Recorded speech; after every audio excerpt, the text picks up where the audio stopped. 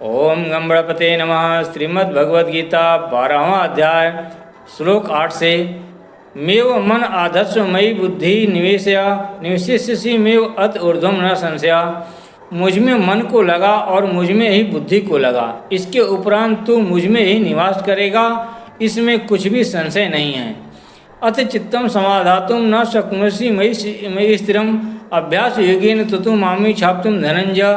यदि तू मुझको मन में अचल स्थापन करने के लिए समर्थ नहीं है तो हे अर्जुन, अभ्यास रूप योग के द्वारा मुझको प्राप्त होने के लिए इच्छा कर।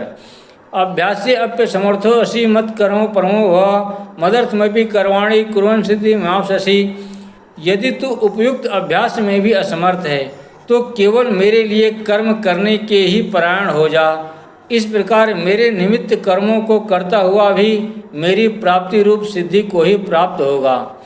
अथेत दप्य शक्तो असी कर्तुम मधुगमाश्रिता सर्व कर्म फल त्यागम ततो कुरुत्यात्मान। यदि मेरी प्राप्ति रूप योग के आश्रित होकर उपयुक्त साधन को करने में भी तू असमर्थ है तो मन बुद्धि आदि पर विजय प्राप्त करने वाला होकर सब कर्मों के फल का त्याग कर। श्रेयो हि ज्ञानाध्यानम विशिष्यते ध्यानत कर्म फल त्यागस्त्यागस्यंतरनंतरम।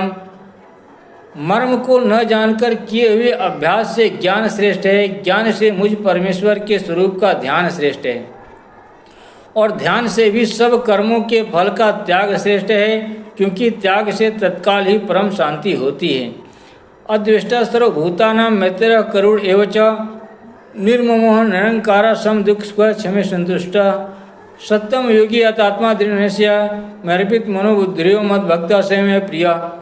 जो पुरुष सब भूतों में द्वेष भाव से रहित, स्वार्थ रहित, सबका प्रेमी और हेतु रहित दयालु है तथा ममता से रहित, अहंकार से रहित, सुख दुखों की प्राप्ति में सम और क्षमावान है, अर्थात अपराध करने वाले को भी अभय देने वाला है, तथा जो योगी निरंतर संतुष्ट है, मन इंद्रियों सहित शरीर को वश में किए हुए है और मुझ में दृढ़ निश्चय वाला है, वह मुझ में अर्पण किए हुए मन बुद्धि वाला मेरा भक्त मुझको प्रिय है।